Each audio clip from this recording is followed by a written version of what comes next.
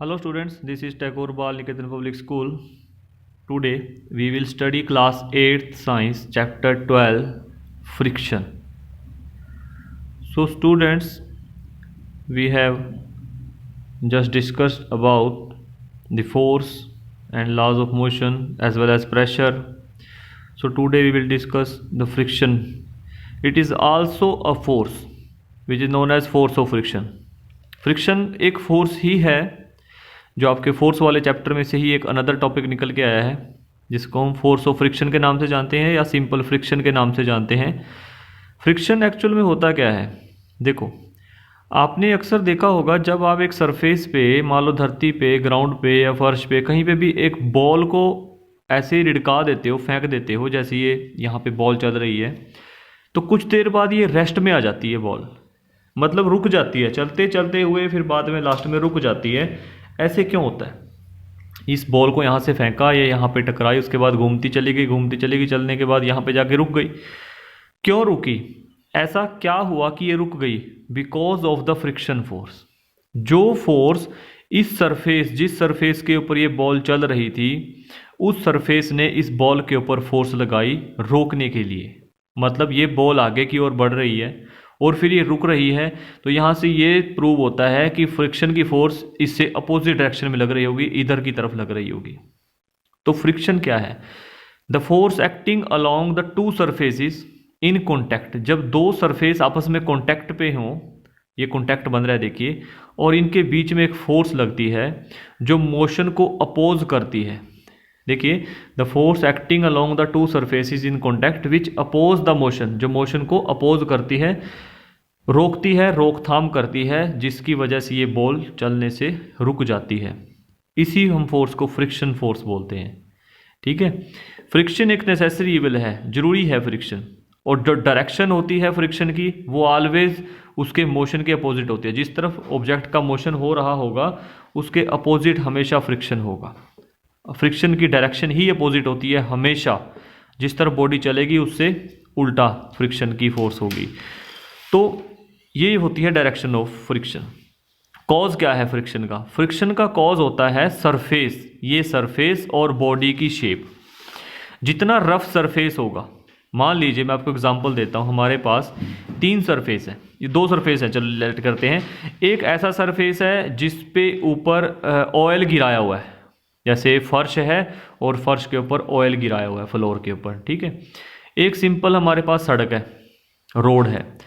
तो एक ऑब्जेक्ट को हमने धक्का मार के, पुश करके, और उसको एक जगह से दूसरी जगह पे हिलाना है। ठीक है, तो क्या हम उसको रोड पे आसानी से चला सकते हैं धक्का मार के, या फिर हम उसको पुश करके जो ऑयल वाला सरफेस था उस पर चला सकते हैं? तो सिंपल सी बात है, जो ऑयली सरफेस है वो उस पर ज़्यादा अच्छे से मूव करेगा, स्लिपरी है वो स्लिप करके चलता रहेगा ऐसे से। तो यहाँ से क्या बात प्रूफ हुई? तो यहाँ से ये बात प्रूव होती है कि जो सरफेस है उस पर डिपेंड करता है कि वो सरफेस कैसा है, वो डिपेंड करेगा कि वो फ्रिक्शन कितना लगाएगा सरफेस।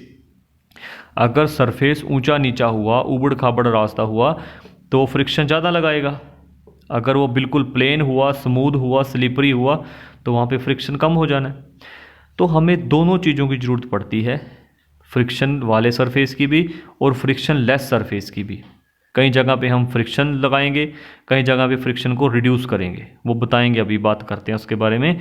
उससे पहले एक तो सरफेस पे डिपेंड हो गया फ्रिक्शन, दूसरा बॉडी की शेप पे डिपेंड होता है। वो भी आपको एग्जांपल बताता हूँ।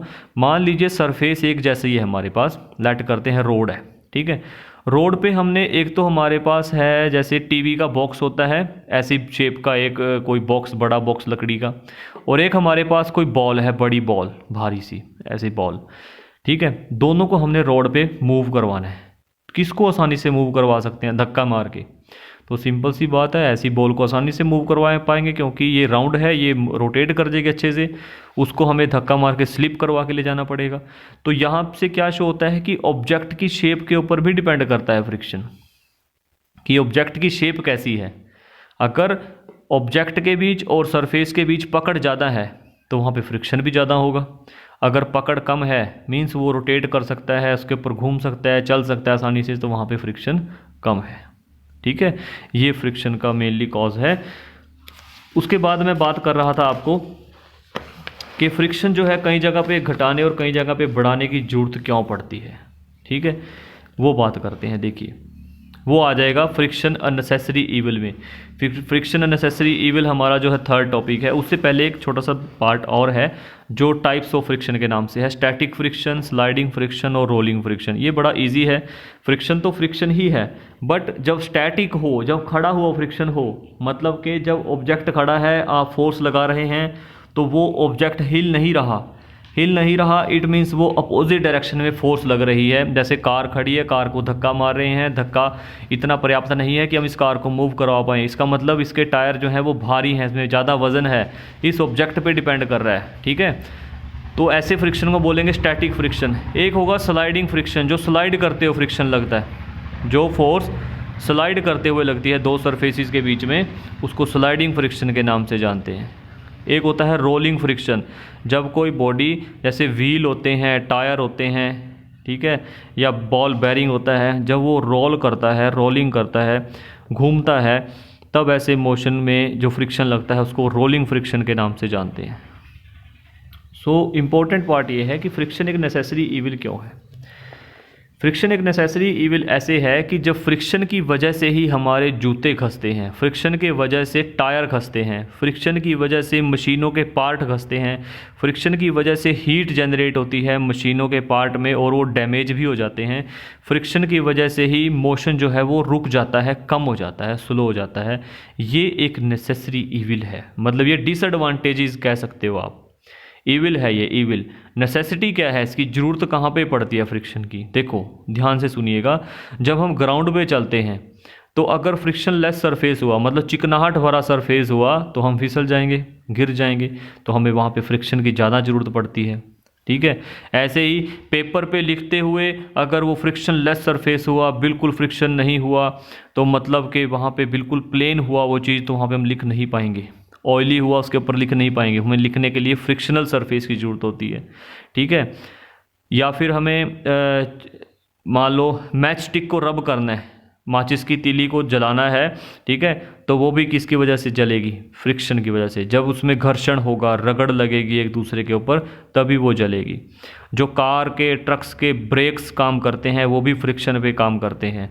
जो बसेस, ट्रक, कार के जो टायर होते हैं, टायर रोड पे चलते हैं, रोड पे उनकी पकड़ बनी रहती है, वो भी फ्रिक्शन की वजह से ही बनी रहती है। अगर वो स्लिपरी सरफेस होता तो कभी भी वो ऑब्जेक्ट उस पर मूव नहीं कर पाते। ठीक है, एक घोड़ा गाड़ी है, घोड़ा खींचता है गाड़ी को, तब जो घोड़ा फोर्स लगाता है वो अपने पाँव जो है धरती पे ऐसे पुश करता है पीछे की तरफ, तो फ्रिक्शन ही है जो उसके पाँव को वहाँ पे जमने देता है। अन्यथा वो क्या होता, उसके पैर फिसल जाते और वो उस गाड़ी को नहीं खींच पाता।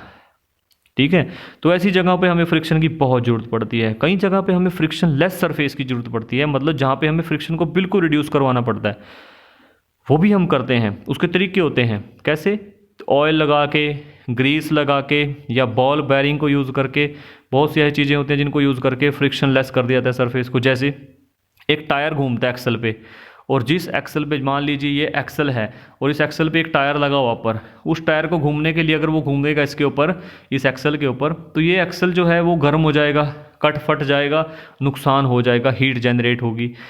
अगर हम इसके ऊपर बॉल बेरिंग लगा के, बेरिंग को चढ़ा के, उसके ऊपर ग्रीस लगा के और फिर टायर को घुमाएं उसके अंदर फिट करके, फिर वो बड़ा ईजिली स्मूथली मूव करता है। हमारे सभी व्हीकल्स में ऐसे ही टायर फिट होते हैं, बिकॉज इससे क्या हो जाता है, फ्रिक्शन कम हो जाता है, जिससे हमारे ऑब्जेक्ट्स ख़राब नहीं होते। क्लियर है बात ये। जैसे हमने एक बहुत बड़ा हैवी कोई ऑब्जेक्ट है, उसको हिलाना है, अगर उसको हिलाना है हमें बहुत सारे पर्सन चाहिए होंगे या बहुत सारी मसलर फोर्स यूज़ करनी पड़ेगी।